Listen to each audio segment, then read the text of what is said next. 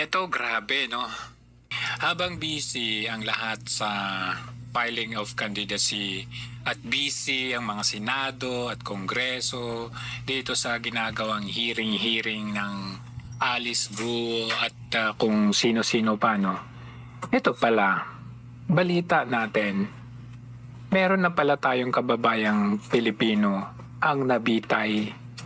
Kasi for the past months, 'di ba, ang daming mga hearing, kaliwat kanang issue, ganito ganyan. Pero ito pala isang problema para sa OFWs na tinaguriang pamanding bayani, no, modern day heroes. Hindi na isalba ang kanyang buhay regardless kung anong kasalanan niya. Panoorin nga natin ito kasi dito tumawa dito si si President Marcos eh. Hindi yung tawa na tawa talaga pero yung alam mo yung gesture niya lagi na may namatay. May binitay tapos ganun yung kanyang gesture. Panoorin muna natin to. Kinumpirma ng Department of Foreign Affairs na binitay noong October 5 ang isang Pilipino sa Saudi Arabia dahil sa pagpatay sa isang Saudi national. Ayon kay Romel Romato, Charge d'Affaires Philippine Embassy sa Riyadh, isinagawa ang pagbitay ng walang abiso sa pamilya nito o sa embahada. Walang abiso sa pamilya at sa embahada? My God! What a disrespect! What, alam mo yung parang may respeto ba sila sa Pilipinas? O sa tingin ba nila karespeto ba ang Pilipinas o hindi? Kasi kung nire-respeto nila ang Pilipinas, kahit man lang papaano may abiso sila. May update. O eto na. Wala. The mere fact na wala, lumalabas na hindi sila takot sa Pilipinas. Sunod sa lokal na batas, naharap ang Pilipino sa parusang kisas o retribution kaugnay ng alitan sa pera. Patuloy namang tinutulungan ng embahada at ng DFA ang iba pang mga Pilipinong nasa death row na Patuloy na tinutulungan ang iba pa? Eto nga hindi na isalba. Ano na namang pang-uuto ito? Saudi Arabia. Sa ambush interview naman kay Pangulong Ferdinand Marcos Jr., sinabi nito na ginawa ng pamahalang Tingnan nyo si Marcos. Alam mo, karma eh. Ano yun? Ang gaba, dili magsaba. Oh, tingnan mo. Sige. Ngayon magsasaya ka. Pero from the way I look at you, you are sick, you are ill. No? Yung parang alam mo yun, siguro dahil sa bisyo, hindi ka na rin ata magtatagal. Tingnan nyo. Pilipinas ang lahat para maisalba ang buhay ng Pinoy. We tried everything. Tingnan nyo. Pinoy. Tingnan mata. Oh, saan banda yun? Buhay ng Pinoy. Oh, nako. Yung mata. We tried everything. And We tried everything. for many, many years. For many years? 2 years ka pa lang? 2 years, 3 years? We tried everything for many years? And the Saudi government really tried to look and to be sure Oh, ba't nanginig? Bakit nanginig? To be sure. that the judgment of hanging was actually deserved. Grabe, no? Deserve daw, deserving.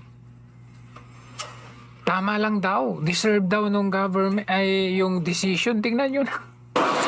Of hanging was judgment of hanging was actually deserved. And Deserve daw was actually deserved.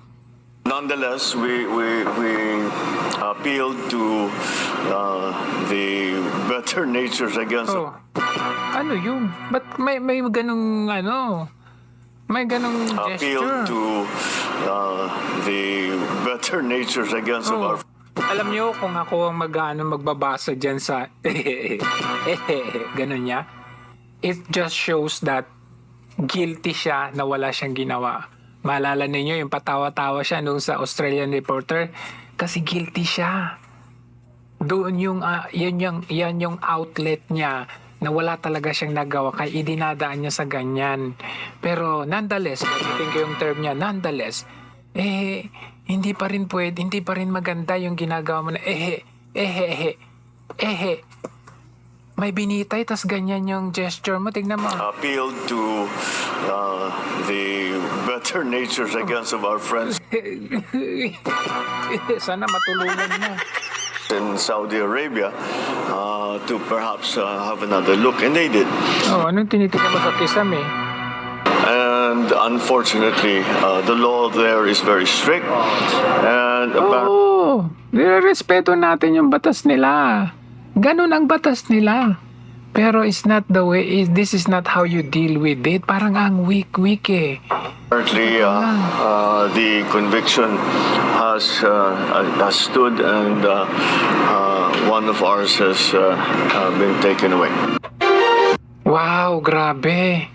Patawa-tawa pa. Alam nyo ba, ito pala, ay nung October 5 pa ito. Ayan yung date Kuwait City News. Ayan, October 5 pa yung balita. Pero anong petsa na? Ngayon lang binalita. Ganun palagi sila Ganun palagi itong Marcos administration.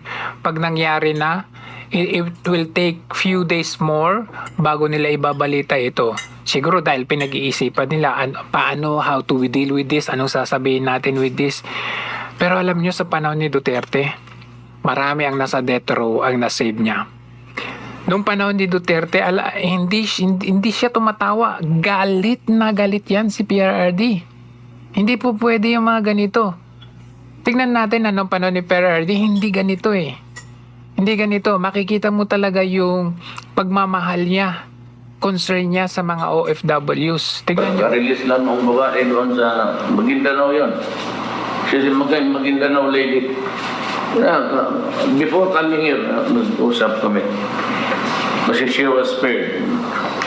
Sabi ko kasi, nabi ko, tayo ninyo yan. Nagmura ako, sabi niya, pagbitayo niyo yan. Ito sa inyo, I will immediately order the suspension of the employment. Deployment. Sabi niya, pag binitay niyo yan, I will immediately order deployment ban. Ganyan ang may concern. Kasi kung hindi ako, si Bebot na magkwento. Anong kwento noon po? Para malaman itong mga Pilipino na ito, mas marunong po atin. This is the case of Jennifer. Yung pinaperte niya na mas mga Pilipino nito na mas marunong pa sa atin. Alam nyo na, yung mga makakaliwa, mga dilawan. Yes, the president who was a household service worker. And she was accused of killing her employer. She was convicted and was sentenced to die by hanging. Pinatay niya dahil Yung employer niya, although nakakaduda, Mr. President, dahil yung size ng babae, that time I saw her, talaga napakaliit niya. Tapos yung kanyang employer is the size of LeBron James. Kaya mahirap paniwalaan na siya. Ang laki nung tao, tapos yung babae nakapatay. So may kaduda-duda dito. So na-set up siya. Anyway, when you learn about this, you told me that you tell the Emirates that if they kill Dalkesh, I will declare a total ban.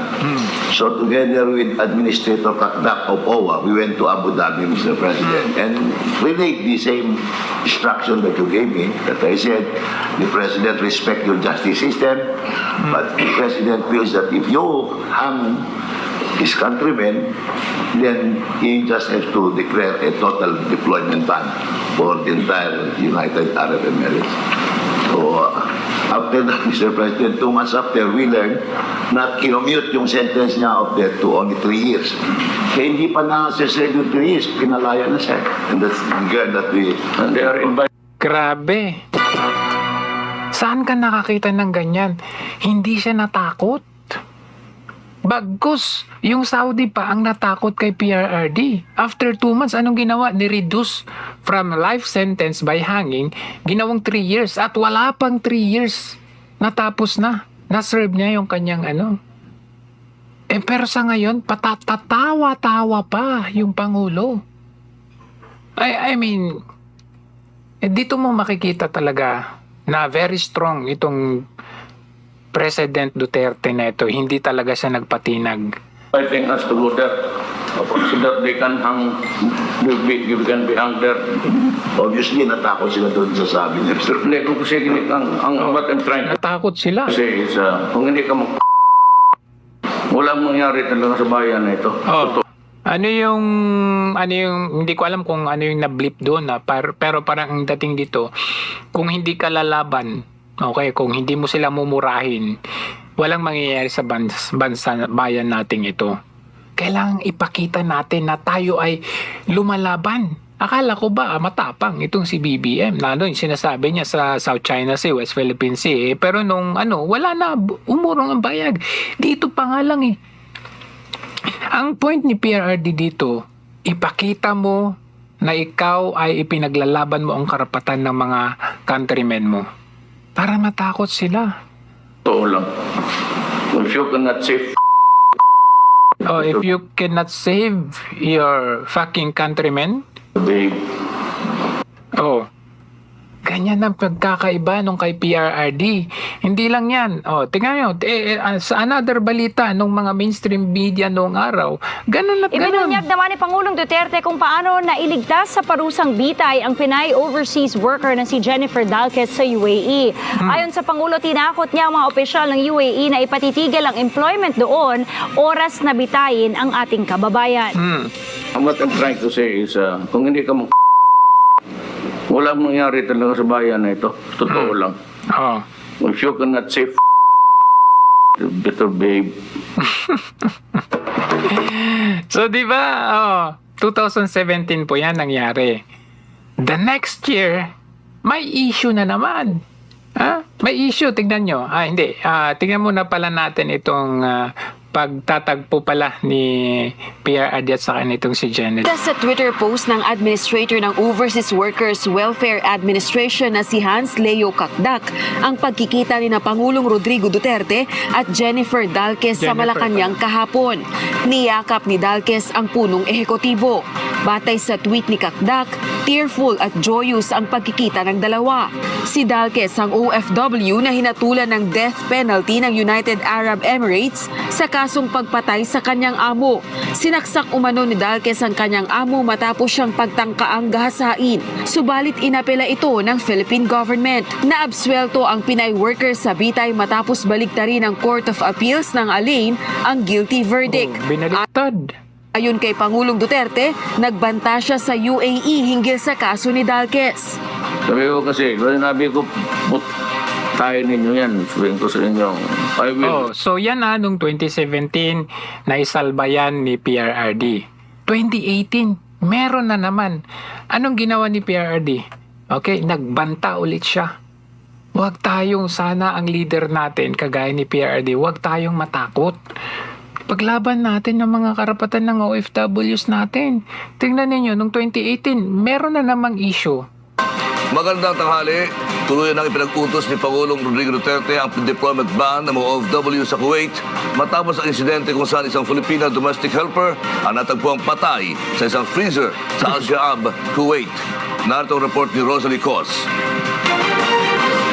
Hindi katanggap-tanggap kay Pangulong Rodrigo Duterte ang mga ginagawang pang-aabuso sa mga overseas Filipino workers, partikular na sa mga household service workers sa Kuwait. Pinakahuling ulat ang domestic helper na natagpuan ng labi sa loob ng isang freezer sa Al-Shaab, Kuwait at pinaslang ng kanyang amo. Kinilala itong si Joanna Daniela de Mafelis, taga Sara, Iloilo. We send to you a Filipino worker, hale and hearty, determined to work in his heart out in order to give his family a decent and comfortable life in the Philippines. Do not give us back a battered worker or a mutilated corpse. What are you doing to my countrymen? And if I were to do it, to your citizens here, would you be happy? Tingnan nyo, emotional. Emotional si PRRD. Pero si Marcos tatawa-tawa. No. Kaya parang pinirito ang gilitson.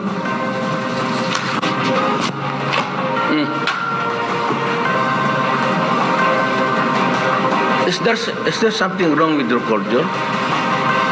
I Is there something wrong with the values? Kaya tuluyan na ring ipinagbawal ng punong ehekutibo ang pagpapadala, hindi lang ng mga domestic helpers, kundi ng lahat ng overseas Filipino workers sa Kuwait, kabilang na ang mga professional. Actually, yung order na i-ano ko, ilalabas ko is pursuant to the instruction of the President. Wala total deployment ban nga. Binigyan din ng 72 oras ni Pangulong Duterte si Secretary Bello upang maiuwi ang lahat ng OFW sa Kuwait na gusto nang bumalik sa Pilipinas. Nasa 800 OFWs na ang nakakauwi sa bansa. Automatic. Ano ang ginawa ni PRD nung ginawa to doon kay ano? Nag-order siya ng deployment. Tapos pinauwi yung mga gustong umuwi. Ang dami, 800 na ang napauwi. Ora mismo, within 70 hours, 800. Kita nyo nga doon sa nangyayari dyan sa may, yung sa Syria, yung attack ng somewhere there sa Israel. Ilan yun napauwi? Parang nangangamba pa tayo kung mapapauwi pa ba yung mga gustong umuwi dyan. Pero dito, tingnan nyo, ang bilis ng action. So, alam nyo, after nang nag-order ng deployment itong si PRRD, natakot na naman yung Saudi. Simula noong Biyernes. Bukod dito, inatasan na rin ni Pangulong Duterte ang Philippine National Police at ang National Bureau of Investigation na dakpin ang lahat ng illegal recruiters. So nakita ninyo ang naging epekto niyan, deployment ni PRRD, deployment ban. Ora mismo, natakot yung yung Saudi. Anong ginawa nila? Nakipag-usap sila. 5 araw matapos ang pirmahan ng Memorandum of Understanding, tuluyan ang binawi ni Pangulong Duterte ang total deployment ban sa Kuwait. Dahil diyan, nakaamban na ang muling pagpapadala ng mga Pinoy OFWs doon. Ayon kay Labor Secretary Silvestre Bello III, kumbinsido na raw ang Pangulo na mapapangalagaan sa ngayon ang kapakanan ng OFW sa Kuwait. With the signing of the MOU and the gesture of goodwill shown by the Kuwait government in giving justice to the Mapiles, magandang gesture yun. So, I think the President feels that our workers now are well protected. Bukas, nakatakdang maglabas ng Governing Board Resolution ang Philippine Overseas Employment Agency o POEA na mag-uutos sa mga recruitment agency na muli nang tumanggap ng mga aplikante. Pero para maiwasan ang pang-aabuso sa ating mga kababayan, lalong-lalo na sa mga household service worker, may mga mas mahigpit na kondisyon para sa mga recruitment agency at sa mga employer. Kabilang dito ang pagbabawal sa mga employer na kunin ang passport ng kanilang empleyado. Hindi rin pwedeng ipagbawal ang cellphone at paggamit ng social media. Nakita ninyo? Dahil sa ginawa ni PRRD na may pangil ako, may pangil tayo, pinapakita natin, hindi pwedeng gawin sa ating mga kababayan ito. Mga kababayan natin doon went there in one piece. Dapat babalik in one piece. Do not bring back battered and na putulan ng kung ano-ano ang kanilang katawan. So because of that, the ban threat ni PRRD, ayan no, may pinag-usapan sila MOU. Hindi pwedeng ipagbawal ang cellphone, ang passport. Kumbaga merong pinag-uusapan between government to government. Pero sa panahon ngayon, wala ka nang maasahan mga kababayan. Kita ninyo yung balita na yan is 5 days ago. Ano ang nangyari? Bakit hindi na-save ni Marcos Jr. itong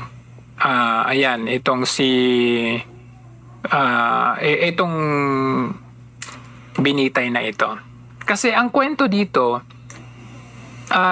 itong kababayan nating Pinoy, lalaki po ito, ay nung 2020 take note, ang date 2020, minartilyo nitong Pinoy yung kasosyo niyang taga Saudi Arabian.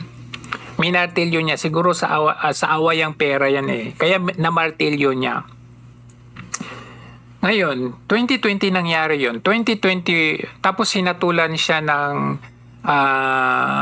life death sentence ng 2022. 2022 siya hinatulan. Sumulat daw si Marcos. Pero ano nangyari ngayon? 23, 24, ngayon hinatulan. So sumulat si Marcos. Nagkaroon ng bilateral meeting si Marcos at saka ng Saudi Arabian. Ano nangyari? Wala.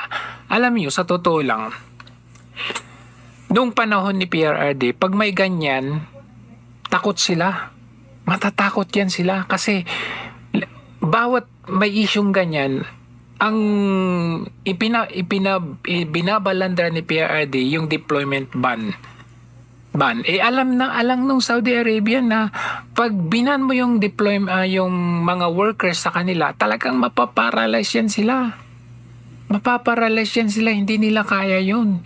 Hindi nila alam kung saan nila kukunin ng kanilang mga workers. Kaya yan lagi ang ibinabalandra ni PRRD. Pero dito kay Marcos Jr., wala. Hindi mo talaga maasahan na maisasalba ka dahil hindi naman talaga kita nyo nga, hindi man lang inabisuhan yung embahada. Ibig sabihin, ang dating nung Saudi Arabian government, wala kaming pakialam sa'yo. Alam ko, weak ka eh. Pero pagdating kay Duterte, talagang meron silang takot. Pero, di ba, ganun yung tao eh. Pag alam nila na itong tao na ito weak, hindi okay lang yan. Kahit ano yun, ituloy lang natin. Wala namang pakialam din yan sa kanyang mga constituents eh. Saka weak yan, weak leader yan, okay lang yan.